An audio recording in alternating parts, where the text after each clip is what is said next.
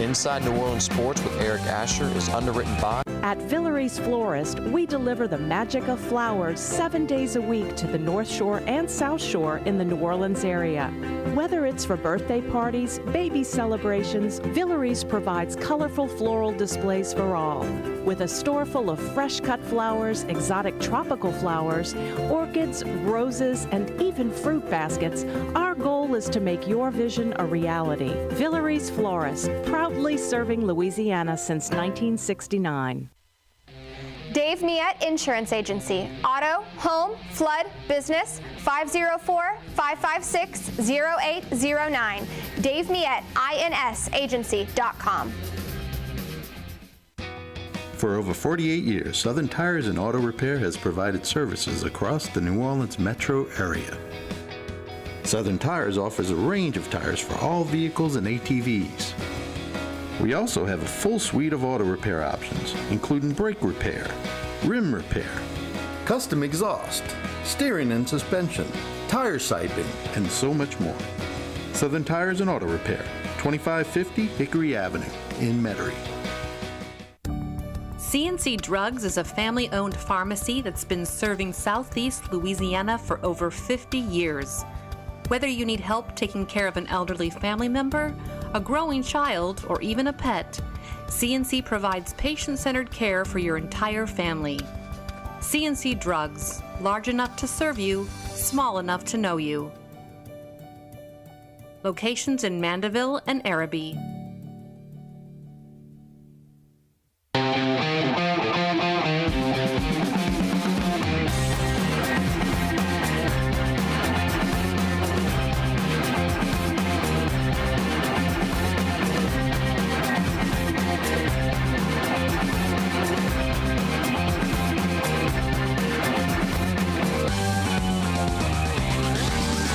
Good afternoon and welcome to another edition of Inside New Orleans Sports. I'm your host, Eric Asher. Over the next hour, we'll cover all the home teams for you. The New Orleans Saints, the LSU Tigers, the Tulane Green Wave, the New Orleans Pelicans. We'll talk a little about high school sports as well. One of the best we have in the state, one of the best in the city.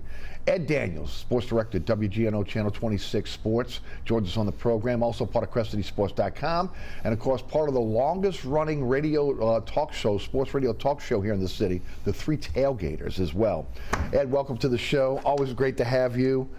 Thanks for joining us today. My pleasure. Before we get started, tell us about everything guys are involved in. You got so much going on over at Channel 26. You've got the SEC coming. You've always done some great shows.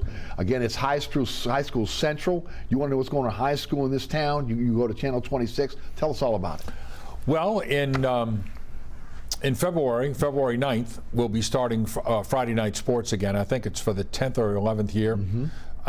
And then in April, we'll have Friday Night Fastball, both of them the spin-offs of Friday Night Football. Right. That One's cover basketball, one's baseball. Basketball, soccer, okay, and then in the start of baseball, and then once we get into the teeth of the baseball season in April, and of course in May when it ends. Right. And then of course in August, we'll start up our 33rd season of Friday Night Football. Can you believe it's been that long? That's longevity. You know, Eric, it's really funny. When the show started in 1992, it was, of course, JT and I, and we were at the World Trade Center.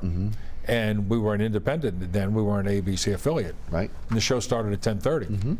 So it was pretty crazy getting that thing launched and getting it underway. But you know, you learn to get better and better every year. Well, anyhow, the show started on a Friday night, and I said, you know what? I'm really excited about doing this program. And when I walked out the door that night to my car, and we always parked at the Hilton garage. Yeah. And when I walked out of my car out to my car that night, I said to myself, I'm going to do this show for at least 35 years. That's what I told myself. And I've always had that as at the very least a benchmark, and to think that we're getting to season 33 is pretty crazy. You know, I really didn't think a whole lot about the longevity thing until we got to about 20, 25, you know what I mean? You get to 20, 25, you're like, wow, you've been at it a little bit. And I really felt like, to be honest, I really felt like it took us about 8 to 10 years to have the traction that we wanted. That's all. Right. 33 years on television. I mean, that, I don't want to say it's unprecedented, but it's not usual, Correct. right? I mean, come on. I mean, Right. again, in any market, right? Well, you know, I've had the support of management over the Right. years, and I've also think that in return that we've delivered them a quality product, and that's important. And frankly, you know, I think every once in a while, and I don't think about it a Right. bunch, but every once in a while I'll be driving along, I'd be going, you know, what would you be doing if you weren't doing this? And I don't have an answer. Right. Okay, and I really haven't had an answer since I was about 20. When I was a junior at Loyola, Buddy Diliberto hired me as his first sports intern. Yeah. And I walked in there, and I was That was Channel 6? that it was Channel 8. Channel 8, okay, Channel 8. Still on Jeff Davis Highway. Okay, yeah. But I mean, we had some great news people at that time. Norman Robinson, Larry Lunsford, Alec Yeah, Gifford. yeah. Nash Roberts was there at the time. Buddy was there. Yeah. So Mel Levitt, who was, you know, Ken Berthelot. Yeah. We had a you know, Richard Angelico. You could go down the list. We had a ton Who's of. who? Yeah, we really did. We had for a young person, plus a tremendous amount of talent as far as photographers. Ronald Right. Montelepre, Lloyd Edwards, Roger Barre. I mean, I could go down. Yeah. I could go down the list of all the people that we had over the years. So when I got into that environment, I said, "Yep, this is what I want to do." So it was pretty funny. I told my buddy Kevin, who we had Saints season tickets together, I said, you know what? I said, look, I've got to leave in the third quarter from now on to go back to the station to get ready for the 5 o'clock news. So if the Saints kicked off at 12 o'clock at the Superdome, I got right here on the Broad Street overpass, got off, and went right over there. Yeah. And I was usually at the office about 2:45. You wanted to beat all the traffic. I was there about 2:45, starting to help with the 5 o'clock newscast. So you know, it's always been something I've done. Right. And you know, I hope I get to do it a long time. Yeah. But you know, you never know. Right. Well, you've done it a long time so far, so let's hope that will continue. It's been a niche for you guys also over at Channel 26 to again promote high school sports. Where does that come from? Well, you know, when I was a kid, I remember watching the Friday night high school games on WIES. Okay. And WIES used to show games on Friday nights. And I remember watching them with my dad. But also, I remember when I was a kid, we were living in Is this Baton Rouge. before you were at Rummel? Before you went to high school? Yeah. Okay, Oh, absolutely. Okay. And we were at. We were living in Baton Rouge. My dad was an insurance adjuster, All right. General Adjustment Bureau out of New York, and he was in New Orleans, and he got transferred to Baton Rouge. So we went to a game at Memorial Stadium. It was Warren Easton and I think Estruma, and it was like 63 maybe. I was 6 at the time, Right. and I was like, man, I really love this high school football. It's exciting. So I've always followed it, you know. And then when you go to a Catholic school, you kind of, you know, the people around you. My cousin was a Jesuit missionary. You know, I knew people who went to Holy Cross. I knew people who went to Rummel. You know, and Brother Martin at the time was a budding school, really coming up. So I guess she just got interested. And then when I got to Rummel and I was a freshman, Don Perrette was our football coach, and Don Perrette was a tremendous leader. I mean, we had a coaching staff that at Rummel that was unbelievable. I mean, we had Easton Roth, Don Perrette, Henry Rando, Randy Johnson, Al Pontiff. And you know, and I know I'm George Ryan. I'm leaving some people out. But when you talk about, you know, like they talk about all-star coaching staffs in college football these days, to me, those guys were so good. They were tremendous. And that was kind of the beginning of the ascendancy of Rummel football. Right. And you know, I just remembered that, you know, Coach Perrette was such a big person when it came to school spirit. That's what he wanted, and all the young guys who were at Rummel, whether you played football or not, and I didn't, okay, whether or not you bought into it. And he was a tremendous leader, and he started that whole Raider pride train. So we used to follow what St. Aug was doing. Okay, we followed with all the schools, and then it kind of branched out to that. And then once we got to talking about the program, it was around this time in 1992, and I was talking with our executive producer of local programming, Paula Pendarvis. Right. And I said, look, Paula, I said, one of the things we need to do is, high school football is big in New Orleans, but it's even bigger on the river, and in Tangipahoa Parish, and in Plaquemines Parish, and in Lafourche, in St. Tammany. We've got to go to all of those places. And to her credit, she bought in and committed to it. Right. So what we decided was we were not only going to do a program for New Orleans, but we were going to branch out and go to all the big games in an 11, 12, 13 parish area. And that's how it all started. And now you look at across the spectrum here in New Orleans, so many other stations jump in there trying to do the same thing, right? Well, I mean, I think it's great for the kids. It is. It's good. Okay. Well, you've always been a guy that's been on the forefront of promoting high school athletics, so I'm sure you're happy. Again, as many eyes that can be on high school athletics, the better, right? You know, we've invested in it, and as a station, and you know, we're involved in the WGNO Baseball Classic, which is coming up. Right. And the thing that's really exploded is our high school basketball tournament that we're extremely proud of, thanks to the All-State Sugar Bowl, who also sponsors the Friday night show, the All-State Sugar Bowl National Prep Classic. This year we had 60 teams. Yeah.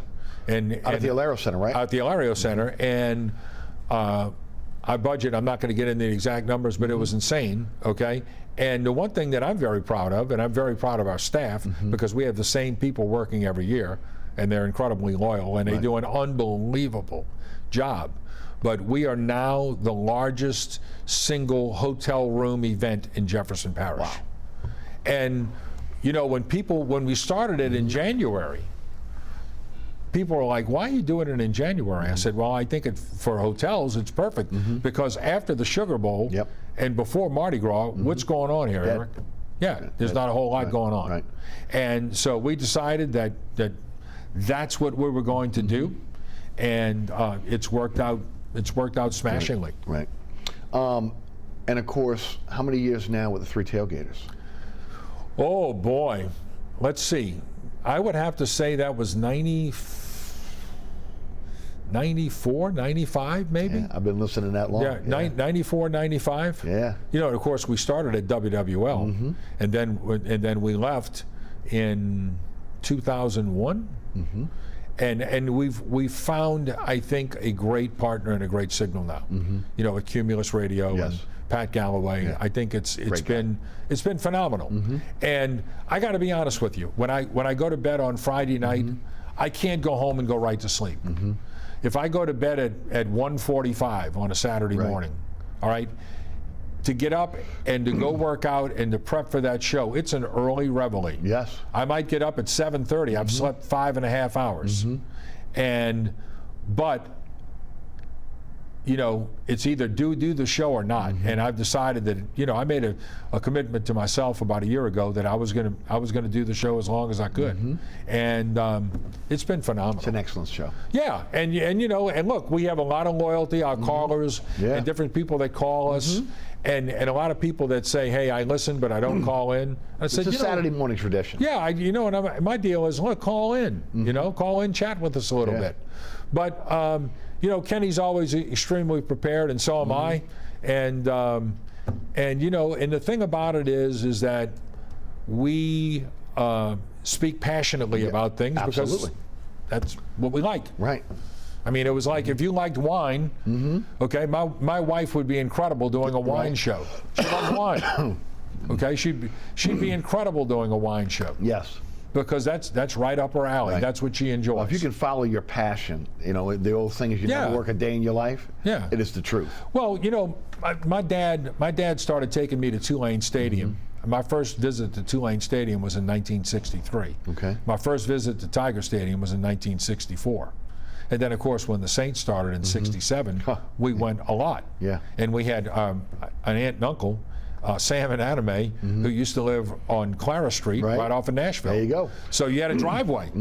So it was awesome. Right. So you walked to the stadium. Right. You know, you were 4 blocks from the stadium. Yeah. You left the house at if it's back then the games kicked off at 1. So you left the house at, you know, 10:15, 10:30. Got down there. Had a little lunch, walked over to the stadium, and then one of the things that I enjoyed was walking back there and all the traffic was filtering out, and we would relax and eat and watch the late game. Yeah. And you know, my favorite day of the year, okay, my favorite day of the year was January 1st. Sugar Bowl? Because we would go to the Sugar Bowl, Yeah.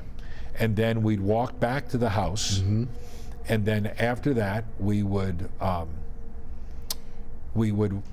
all the adults, and I was a kid, okay, all the adults would be in the back yucking it up and cutting it up, and I would watch with my cousins. We would watch the Rose Bowl, Yeah. and we'd watch the Orange Bowl. So by the time the Orange Bowl was over, I mean, it was 11:15 at night. But it was an incredible day. I loved January 1st. Me too. So many great memories. Yes. And you know, to be at the Sugar Bowl this year, okay, every year that day goes by, Yeah. and I get to go to that game, it's special. Right. Well, I want to pivot here for a moment, because you bring up the bowl games, and we've discussed in this program, discussed on the radio show, with the playoff coming in, and the transfer portal, and everything that we're seeing right now in terms of, again, that is really kind of watered down the bowl season. Right. What do you think the future of the bowl season is? What do you think the future of the Sugar Bowl will be when it comes to, again, the national championship run, the playoffs? Well, first of all, I think there'll always be a lot of bowls. And here's why. ESPN owns a bunch of them. I mean, they're made for television. Yes. So ESPN's thinking, you know what? What's going to draw a bigger audience on a Wednesday night and during the Christmas holidays? You know, an NBA game or my bowl game? Right. And the answer is your bowl game. Right. Because people are lunatics in this country about football. They are. Right. Especially now with again legalized sports gambling. Oh, it's gigantic. But also too, Eric, if you look at what happened Saturday night. Okay, where was I Saturday night? Okay, I was at the Endymion Coronation Ball Saturday night. And I was going to set my DVR to record the Chiefs-Dolphins game. But guess what? The game wasn't on NBC, it was on Peacock. Right.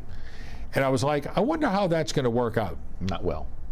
137 million, though. Right. That's what they got in subscriptions. Well, right. That's a lot. But a lot of people boycotted the game because again, they don't want this precedent of again, this being on the game. Not being on the NFL playoffs should always be on free TV. Always should be on free TV. Okay. Always. And I think the major bowl should always be on free TV, which I think is going to happen because ESPN's a subscriber service.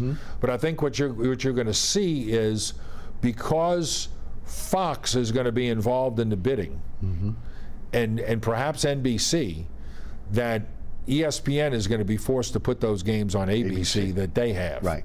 So I don't know how that's all going to work. That's going to be the new TV deal. Right. But ESPN owns so many bowls. Right. But what about the transfer portal? And again, so many kids that leave. But we've seen this phenomenon with guys that are going to the pros, but we've never seen the mass exit of players before their season is over. When you talk about the bowl games and how that affects it. Well, let me ask you something. If your body was worth $15 million, would you risk it in that game? No, of course not, and I understand that. I mean, look, I understand it's a business. Right. You know, when people get all upset, I was like, look, college game has changed dramatically. And it's all happened in the last. I remember when Leonard Fournette, when he didn't play in the bowl game, people were outraged. Yeah. Now, when you look back at it, the criticism of Leonard was so unwarranted. It was. Because everybody does it now. Okay, everybody's sitting out. Nobody criticized Jaden Daniels for not playing in that bowl game. Wisconsin had some opt-outs too. Yeah, sure they did. But the one thing that the new playoff system is going to do is that it's going to protect the 6 major bowls, which I think is important. Right. And is the Sugar part of that, in your opinion? I think the Sugar Bowl is going to be a part of it. I think that has to be. Well, you know, has to be. And I understand there are some other stadiums, other cities that are going to be vying for this, and it's money, right? Well, sure it is. You know, but it's also prestige. The one thing I was worried about. Okay, here's the one that I was worried about. Would Nashville supplant New Orleans? Right. It's an SEC city. Media Days goes there. Right. Okay. Nashville is a booming metropolitan area. They built a French Quarter on steroids. Right. Right. You know, it's a nice city. Yeah. Okay, but it's also 600 or 700 miles, 500 miles, 600 miles north of us. You know, you don't know what you're going to get weather-wise there. Plus, you know, I've been to a lot of these places, and look, when the Saints won the Super Bowl, Miami was tremendous. Yes, it was. It was awesome. But there's no big event city like this one. I agree. There never will be one. There'll never be one that's constructed like this. Because when you combine the architecture, the history, the French Quarter, walkability, right? You know, like if you're the old media headquarters for the Sugar Bowl used to be the Sheraton on the Convention Center Boulevard. So you could walk anywhere you want from there if you're a media member. Right. Plus a shuttle came and picked you up every day. Yes. Took you to practice. Took you to the game if you wanted. Right. You had everything self-contained right there. And you're just not going to get that proximity. You're just not. And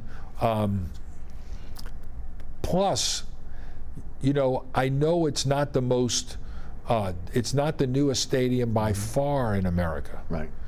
But there's dome stadiums, okay, and then there's iconic dome stadiums. Right.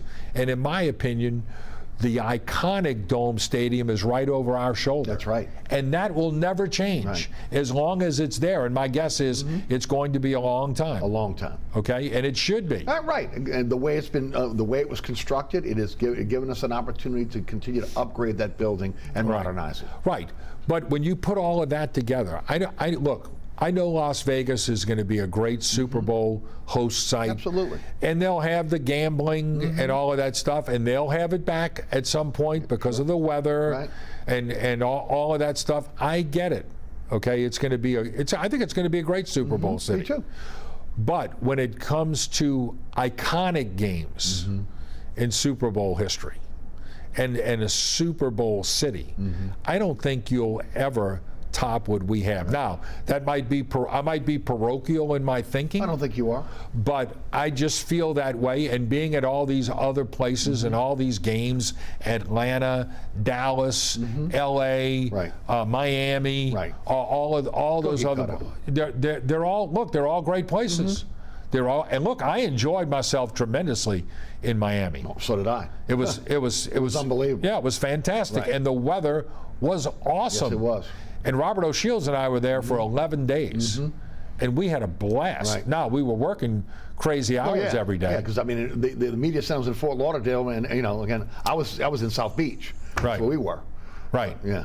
And you know, it was a great time, but I don't think you can ever find the #1 tourist destination in America, and the #1 iconic stadium in America, and the oldest city, one of the oldest cities in America. Most European city in America. Most that looks like Europe. Right. Okay, it's all here. You can't replicate anywhere else. I would agree 100%. We're going to take a break here. We come back. We're going to jump into Saints, LSU, Tulane, Pelicans, all that coming up here on Inside New Orleans Sports. Our guest today is Ed Daniels of Channel 26 Sports. We'll be right back.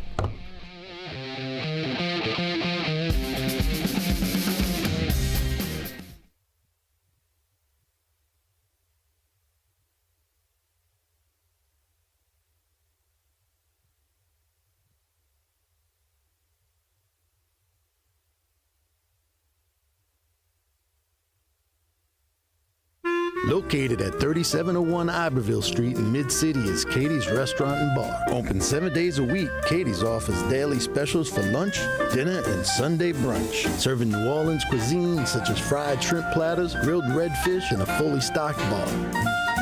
And don't forget about our expanded event seating and local entertainment. Featured on the Best of Food Network's diners, drive-ins, and dives, Katie's Restaurant and Bar. Burkhart's Air Conditioning, Heating, and Refrigeration has been family-owned and operated since 1989. Burkhart has energy-efficient solutions and offers brands such as Mitsubishi ductless AC units and Amana, the only manufacturer with a lifetime unit replacement warranty. Burkhart's offers maintenance bundle packages that include servicing your AC, generator, and tankless water heater. For more information on the services Burkhart's provides, visit acpromise.com. Burkhart's Air Conditioning, Heating, and Refrigeration, providing comfort for life. Welcome back to Inside New Orleans Sports. I'm your host, Eric Asher. Ed Daniels, Sports Director, Channel 26 Sports, WGNO-TV in New Orleans, is our guest today. Ed, let's talk Saints first.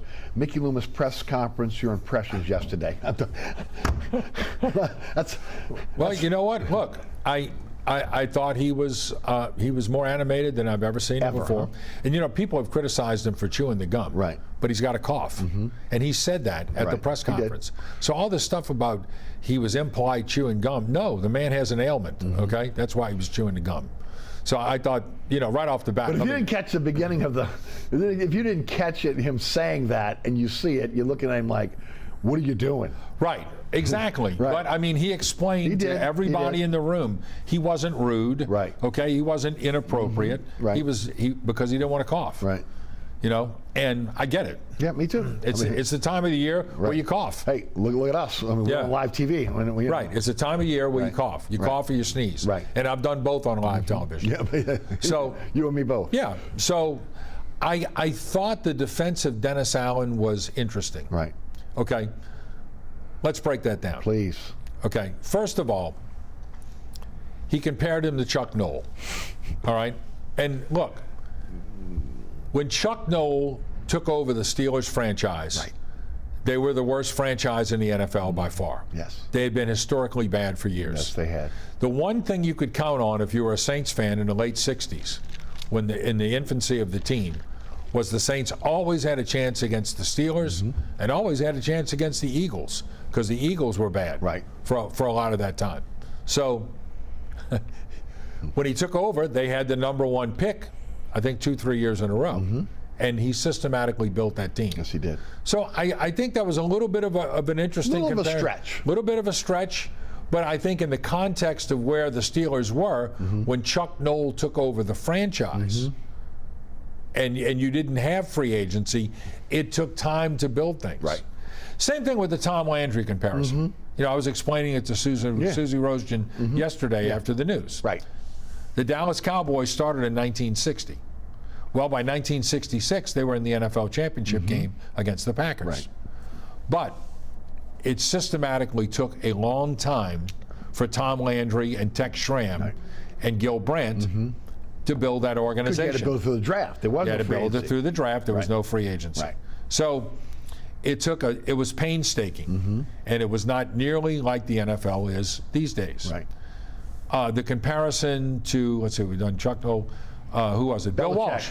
Belichick. Belichick and Bill Walsh. Belichick, when he took over the Cleveland franchise, they weren't in good shape. And they didn't get a lot better under him. Frankly, I think some of his personnel decisions when he was there didn't pan out for him. That's why it was a little bit of a surprise, if you remember, going back to 2000 or whatever, that Robert Kraft wanted Belichick so adamantly and did everything he could to acquire him as a coach. So Belichick, I get a little of that, okay? And then the other one was Bill Walsh. Right. Well, when Bill Walsh took over the 49ers, that was after the O.J. Simpson trade, and they were terrible. Right. They were a bad franchise. And it took a while for the 49ers to hit. But when they did, it was because of the draft. Right. And of course, in the third round, I think it was in 1980, one of the greatest picks ever, Joe Montana. Joe Montana, right. Right, but then you back it up with Jerry Rice and then Fred Dean and all these guys all on those defense. Offensive linemen. Yeah, all those offensive linemen. You know, Roger Craig. I mean, you could go through the list. Wendell Tyler. Right. All of these guys that they acquired, all of a sudden, they were a great franchise. So I think he believes in Dennis Allen, but also, look, if they don't win next year, I think pure economics are going to force a different decision. Now, can they win next year? Perhaps. It's not going to be as easy. The schedule's not going to be as easy. They have to improve their defense, and they just have to improve as a football team. But with all of that said, and look, I like Blake Grupe. I wish him well. But if Will Lutz would have been kicking in Green Bay, the Saints might be in San Francisco this week playing. Might be, right. And you say, oh, well, it's a stretch. Well, they would have been 10-7. And look, in post-season press conferences, both Mickey, I was standing right there when they did, both Mickey Loomis, and I asked Dennis Allen the question, did the Green Bay game get you? And he said, yeah, it basically did. And I might be paraphrasing a little bit. But, you know, when you know your margin for victory is not very, very expansive, Right. okay, I wouldn't have staked my playoff future on a rookie kicker early in the year. Agreed. And that's what I was saying at the time. It wasn't a criticism of Blake Grupe, who did a solid job. And they think he's going to be a good kicker for a long time. And maybe he will be. I hope he is. I wish him nothing but success. Of course. But what I'm saying, in that situation, okay, I've got to have the guy I know who's been in that spot a million times, and the chances of him making that kick are 98 in 100. And the question I get all the time is, what has Dennis Allen done to merit another season? Can you explain that to the audience? Well, if you look at the numbers, they won 2 more games. Okay. Plus 2 in what was called the weakest schedule in the NFL against the most inexperienced quarterbacks in the NFL. I agree. But whether you think he has or he hasn't, okay, the Saints did not want to make a change. That's obvious. And they think Dennis Allen is a good coach. Mickey Loomis said yesterday, Dennis Allen is a good coach. But you also asked the question yesterday again about how critical it was to get to the playoffs, and it sounded to me like he did a little bit of Roger Dodger on the answer. Yeah. Because it is critical for them to get to the playoffs next year. I mean, you would think. Oh, I don't 3 think, non-playoff seasons, you cannot go a 4th. Perception is reality. Right. But you know what, Eric? You know, in 2018, 2019, 2020, I would go to the office on Monday, and of course, I walk in the door after going to Baton Rouge on Monday. I'd walk in the door about 2:30, and everyone wants to come in the office to talk about the Saints, and I get it. Right. Okay, it's a topic of conversation. Sure. What happened the past weekend? Get it completely. So, I'm sitting there, and and these people are coming in the office, and they're telling me, Drew Brees needs to retire. And I would tell them all, watch what you look for. You might get it. Right. Exactly. And like I told them, I said, look, in 2020, when Drew Brees was hurt, was nowhere near 100%. Right. They still averaged 30 points a game. And that was the brilliance of a first ballot Hall of Fame quarterback. And what the Saints are going through right now is not unexpected. It's not unexpected. Sure. I don't know what people expect. When I hear this is such a talented roster, I'm sorry, I disagree. Right. Okay, this is a roster that is getting older, and they have not drafted as well over the last 4 or 5 years. I think that is fair. I think it is too. Okay, and doesn't seem like the general manager thinks that though. Well, that's his prerogative. Okay, that's his prerogative. Right. But you don't think the draft matters? Let's look at the Detroit Lions. Right. All right. They took a running back in the first round and a tight end in the second round. Pick 12, Jahmyr Gibbs. Pick 34, Sam Laporta. Right. Both of those guys combined in the regular season had 21 touchdowns. Right. And in the playoff win against the Rams, a 1-point victory, they each scored touchdowns. Right. So when I asked about the draft philosophy, I just think that they have to have more playmakers. I agree, but they also have to have more picks, and this constant trade up, give up a couple picks for players. Right. The sweeteners that you got to throw in at the end. You know what, Eric? Rick Gailey told me a long time ago, if you got to throw the sweetener into a trade deal, you lose the deal. Right, and I understand that, but it has paid off at times. Now, that's the philosophy of the club. At times. For instance, the Pittsburgh Steelers' philosophy is wherever we draft, that's where we're drafted. Right. They don't do a lot of trading. They draft. All right? But if you didn't have that aggressive philosophy, you wouldn't have had Alvin Kamara in the last 8 years. No, I get that part of it. Right. I mean, there's hits. Right. and there's misses. But one of the problems that the Saints have as an organization is that they're never bad enough. Right. Because they don't want to be bad. They went through a stretch of 15 or 16 years where they ate steak, okay? They don't want to go back to hamburger. Well, they may not want to go what, back, but again, if you don't have the money to pay for the steak, then that's an issue. And you kick the can down the road. Right, but look, even now, I mean, the Lattimore contract to 2028, you know, they're talking about possibly, again, you know, having to move off some of their veterans. It's impossible based on, again, how they manage the cap. So my point is about Dennis Allen. In my opinion, he inherited a substandard situation. Okay. Because if it was a good situation, Sean Payton never would have left. Well, I do agree with that. Look, and I'm not criticizing Sean Payton. Maybe he needed saw the handwriting on the wall. He needed a year to reset or whatever. Right. And you know what? He's earned that. Yes. Because of the incredible job he did here, and we should all appreciate it. Everybody should. But he also, I mean, I'm looking down the interstate right now, okay?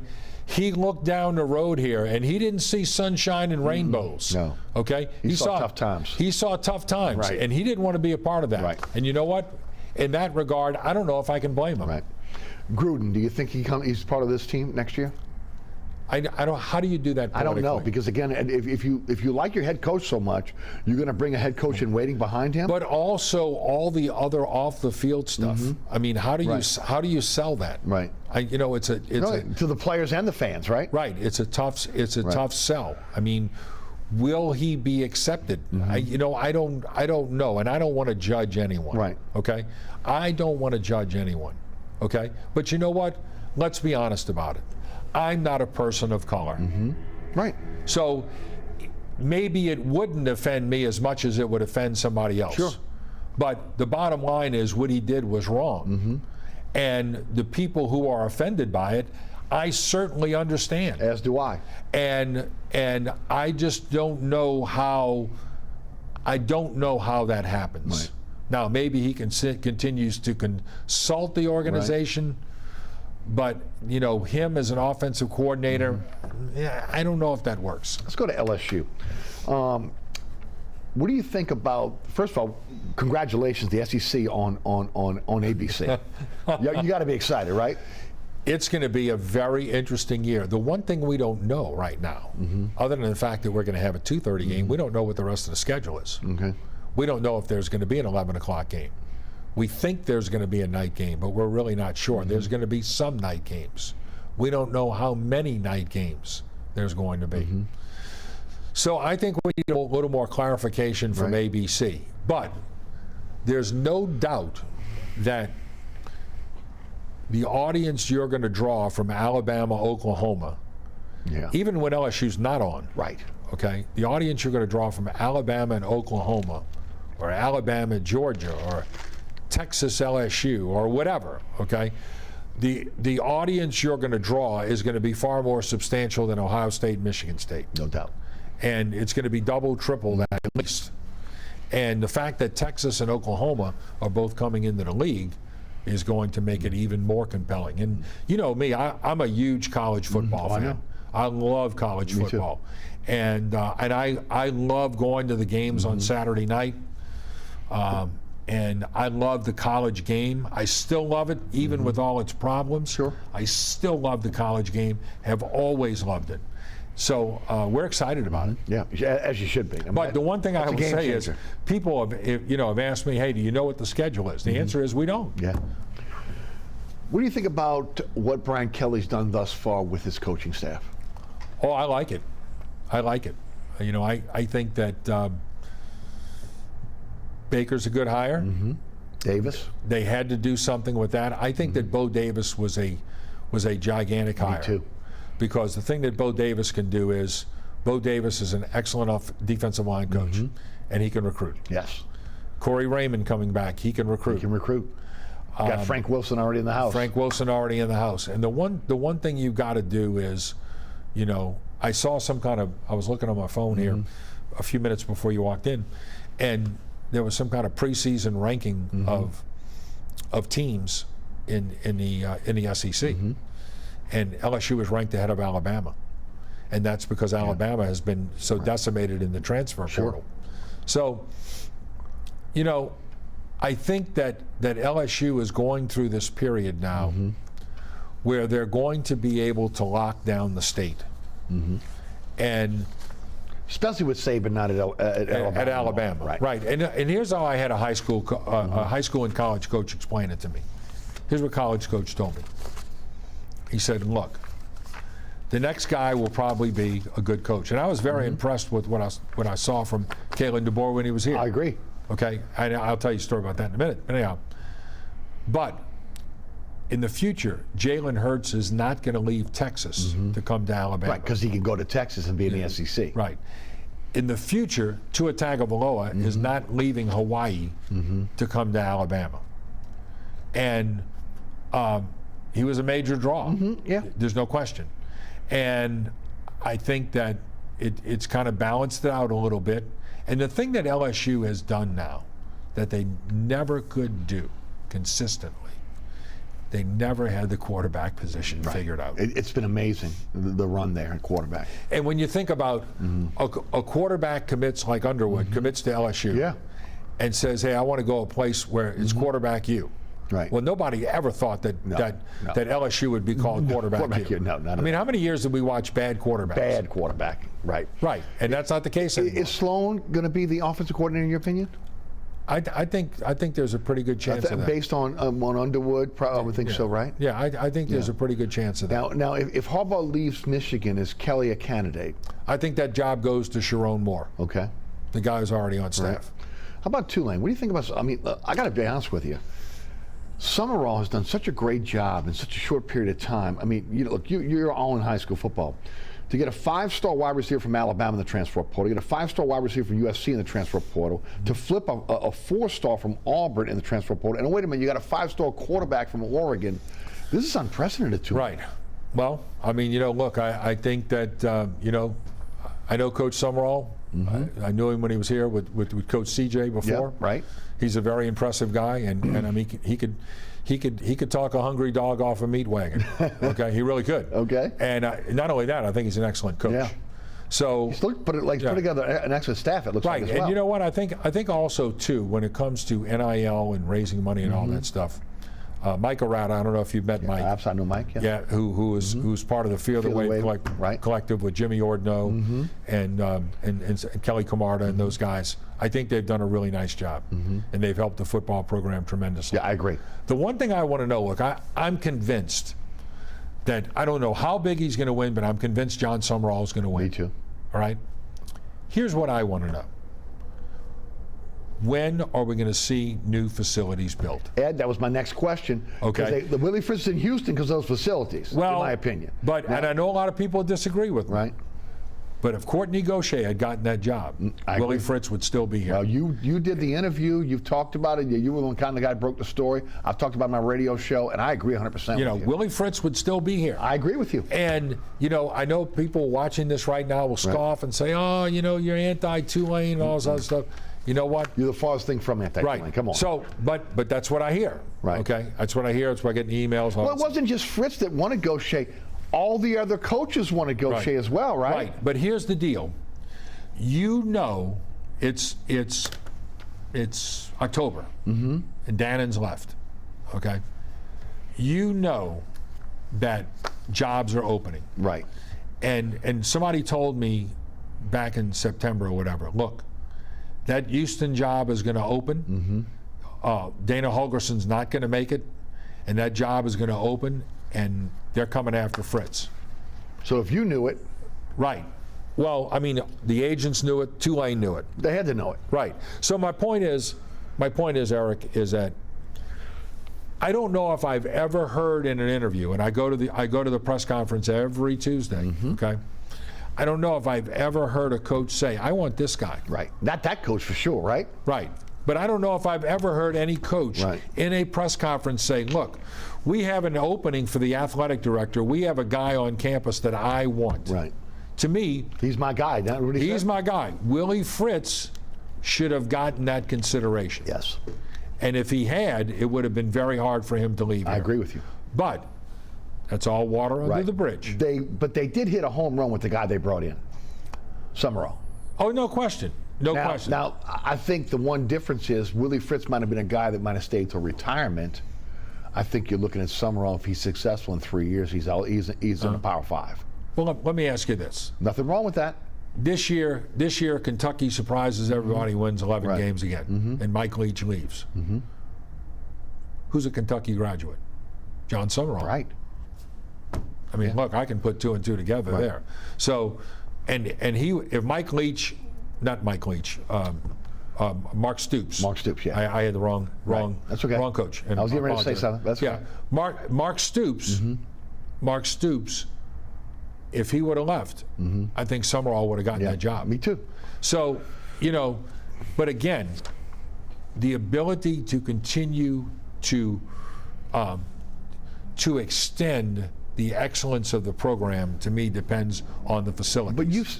But you've been talking about that for decades, right? I understand, but what I'm saying is, I was told, and Mike Arata said something to us on our Sports Zone show. Right, I watched that the permits have been approved and that the bubble is going to be built. Right. And to me, the clock is ticking.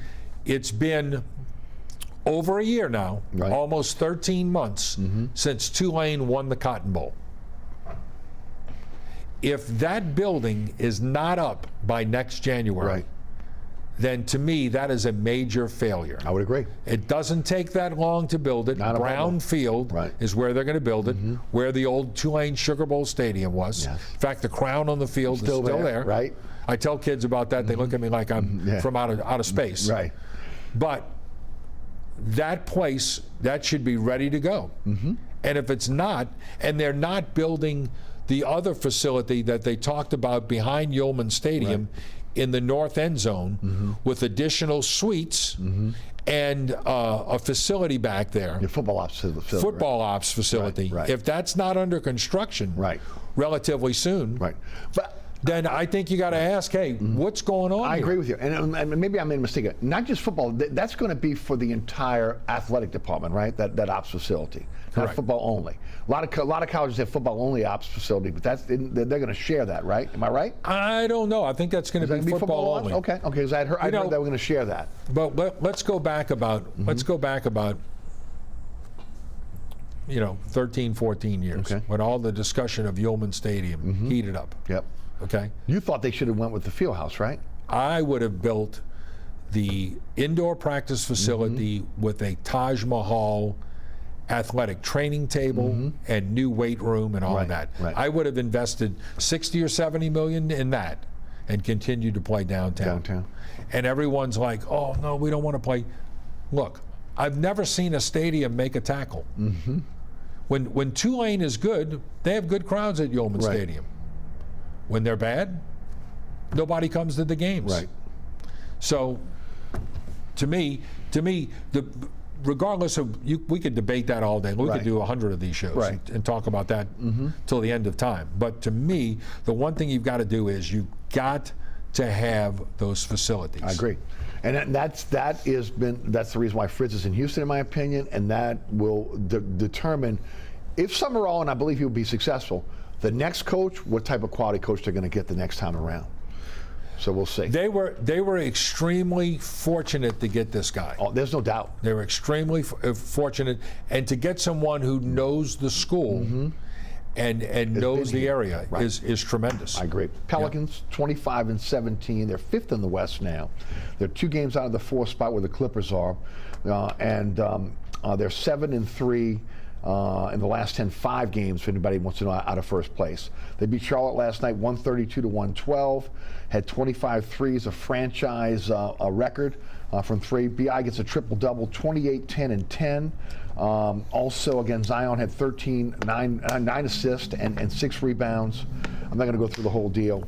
They did trade Kyra Lewis yesterday to get under the luxury tax threshold in that 3-way deal for Pascal Siakam with Indiana and the Raptors. I guess my first question is, how good do you think this team is? How far do you think they can go with the present cast? Because it doesn't look like when the trading deadline comes along with, again, them trying to get under the luxury tax threshold, that they're going to be willing to make a big splash.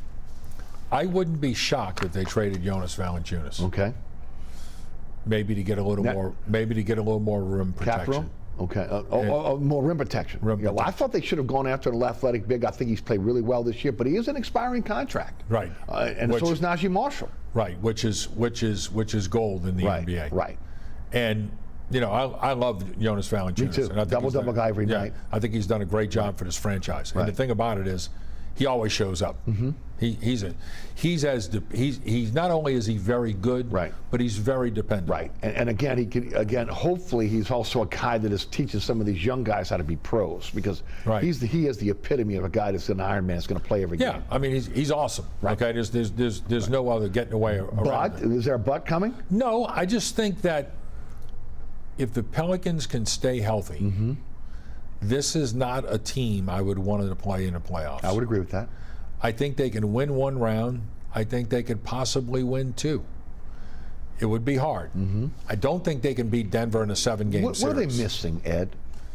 I don't know. One of those things is experience. Right. I would agree with that. But if you look at their numbers, though, in defense and rebounding mm-hmm. and points, they're all around that top 10. Mm-hmm. It's not. Sure. They're not number one in the league in any of those categories, mm-hmm. but they're all. The one thing that I think they've got to do a better job of is closing out games. Right. Because if they're 25-17 right now, mm-hmm. Eric, how many games have they given away? It's at least 6 or 7. I mean, the Dallas, the Dallas loss on Monday. Oh my God. Right. It was just annoying to watch that. Well, the free throws, lack of rebounding. Those are two things that have been a problem for this team. But you know what? They don't have Luka. You got to take advantage of it. Absolutely. I mean, that's an urgency mm-hmm. game to me. I agree. And it didn't happen. So I would say that lack of experience mm-hmm. is part of it. But if you look at their guys, I think they have a very intriguing team. Right. I really do. And the thing that I think makes them even more dangerous is this. And I've advocated for this for months, and so has Kenny. And mm-hmm. he said it on our radio show on Saturday mornings. Okay. Jordan Hawkins has to play. Right. And he is now. You're seeing that. Alvarado has really kind of moved to the bench now. Jordan Hawkins has moved to the forefront because in the NBA, where outside shooting, three-point shooting is at such a premium. That's right. He's forced his way into the lineup. Mm-hmm. You cannot not have him on the court. I agree. And he's got to get, to me, he's got to get anywhere from 20 to 30 minutes a game. Mm-hmm. And that's going to take somebody else's minutes. Yeah, and it's taking Alvarado's minutes right now. Right. And look, I love Alvarado. Me too. Okay, I think spark plug. Right. I think Alvarado's great. Right. Okay. But he's not the shooter. This guy is. The thing that Jordan Hawkins has is you can see a guy who is a dead eye. Right. And knows that he believes that every time he shoots it, it's going in. I agree with that. And you know what? Those kind of guys. He was a great. You got to give David Griffin a lot of credit. Oh, I do. Look at the draft picks. Right. Jordan Hawkins was not an early first round pick. Trey Murphy was in the middle of the round. Right. Herb Jones, who's been spectacular, was a second round pick. Right. So I mean, they've drafted extremely well for not being right at the top. Right. If anything, the picks right at the top have been more of a failure than the picks that, again, they're not inside the top of that lottery, right? I mean, when you look at it, I mean, we'll see again how this kind of plays out. Do they have enough to go all the way, in your opinion? Okay, I'm just saying again, because look, they got 3 top. I hope so. Their top 3 guys are really good. You know why I hope they go all the way? I have 2 reasons. Okay. Right. 1, it would be great for the city. It'd be incredible for the city. Okay. 2, the games are on ABC. Right. That's right. And y'all just had one. Y'all just had one. So I remember going back to 2008. Right. I had just gotten back from San Antonio, and I felt like during that series, I felt like a resident of San Antonio. Right. And after the games, when we were hungry, we'd go to Mi Tierra to eat, which is downtown, right on the river, down there. Riverwalk. Yeah, Riverwalk. Okay. And great Mexican food and unbelievable pastries. very unhealthy, but to eat those pastries. Right. But the food was outstanding. Okay. So anyhow, we eat at Meteora's one night. I think it was game 6, and we fly back here, and I'm in the office the next day, and I'm tired. But anyhow, hey, everybody's jacked up and excited, right? I mean, the Pelicans are the Hornets at the time were good. They were really good, and they were getting ready to play Game 7 against the Spurs. If they won, they were going to the Western Conference Finals, which was incredible. Right. So I remember our general manager walking in, and this was $2008. He looked at me and he said, "Ed, if the Hornets go to the finals, we're going to make $1 million as a station." He said, "You'll get anything you want." And I was like, "Run that by me again?" Yeah. But that's how incredible. Yeah. Not only from a fan standpoint, but from a business standpoint. What they mean. What they would mean if they got to the championship. I think it would be awesome. And look, quick story. Yeah. Got about a minute and a half. Okay. Last year, my wife's planning this exorbitant vacation. Right. She says, "We're leaving town on June 18th. And she got really mad at me. And she told me that in December. And I said, "Honey, I don't want to spoil your party, but June 18th, I think, is Game 7 of the NBA Finals.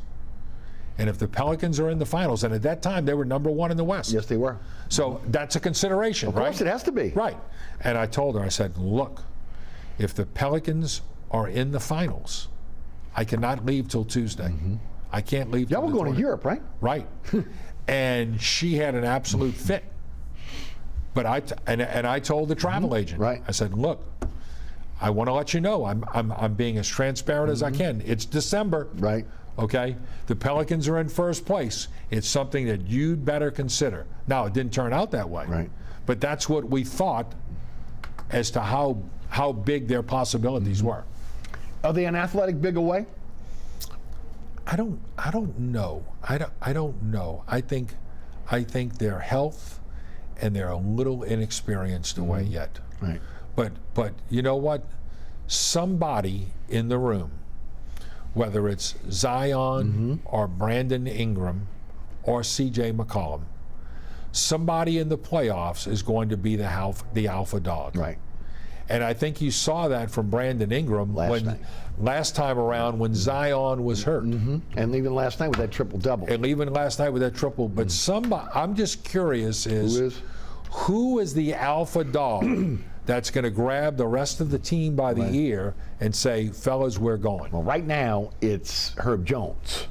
But can you have Herb Jones as your alpha? You can't have Herb Jones as an alpha because he doesn't score enough. That's right. I agree. Okay? And look, that's no knock on Herb Jones. Not at all. He is a fantastic player. He's the glue guy. He's the glue guy. Right. He's the glue guy. But you got to have somebody, hey, in the last 2 minutes, we need a basket, and he's going to make it. Got to do it. Ed, thank you. Great hour. Always went great by to have quickly, you. didn't it? It always does. It always does. Thanks so much for joining us. My pleasure. Ed Daniels, Sports Director at Channel 26 Sports. Appreciate having his time today. All right. Thanks so much for tuning in. So many ways to catch our program now. There's a QR code on your screen. They'll take you to my website, ericasher.com, or the WLAE-TV YouTube channel. Hey, set your DVR, as I say all the time, and you'll never miss the program. Also, you catch me on the radio, 106.1 FM. That is weekdays 4 to 6. You can listen live at ericasher.com, the iHeartRadio app, the TuneIn Radio app. Also, our digital platforms. Anchor Spotify is where you can catch our podcast. Want to thank the underwriters of our program that make this show possible, each and every one of them. Thanks for their support of our program. Please support our underwriters. And, of course, the folks here at WLAE-TV who do a great job producing our program. Ron Yeager, Jim Dotson, Logan Graffia, Alice Chacon, Danielle Wick, and, of course, William Hill, our director. For Ed Daniels, I'm Eric Asher. Thanks so much for tuning in.